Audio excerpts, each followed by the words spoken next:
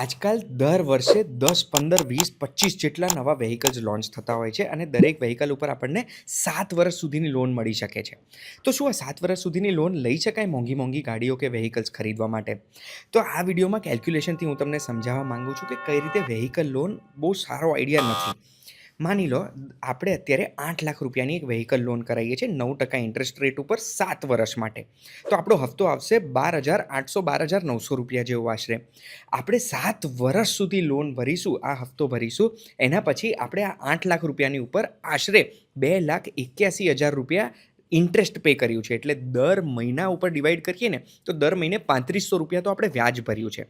એના સિવાય 7 વર્ષ પછી આપણે જે વાહન લીધું છે એની વેલ્યુ માની લો 5-6 લાખ રૂપિયા ઘટી ગઈ છે. એનો મતલબ એ થયો કે 6 લાખ રૂપિયા વાહનની વેલ્યુ ઘટી, આશરે 3 લાખ રૂપિયા આપણે વ્યાજ ભર્યું, એટલે 7 વર્ષમાં આપણે 9 લાખ રૂપિયાની ખોટ ખાધી છે આ વાહનમાં. આ 9 લાખ રૂપિયાની ખોટ ખાધી એનો મતલબ ખબર છે શું થયો? કે આ વાહન વાપરવાનું ભાડું આપણે દર મહિને 10,700 રૂપિયાથી પણ વધારે ચૂકવ્યું. એનો મતલબ એ છે કે એક ડેપ્રિશિએટિંગ અસેટ છે, એ અસેટને ખરીદવા માટે આપણે પાછું વ્યાજવાળા પૈસા લઈએ છીએ. એટલે આપણા પૈસા બે જગ્યાએ જાય છે, 3500 રૂપિયા વ્યાજ અને એના વેલ્યુએશનમાં જે ફરક પડે છે તે.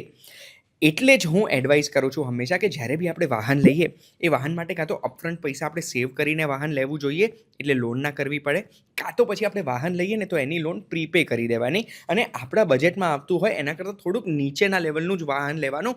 એનાથી આપણે ફાઇનાન્શિયલી વધારે સ્માર્ટ ડિસિઝન લીધું કહેવાશે.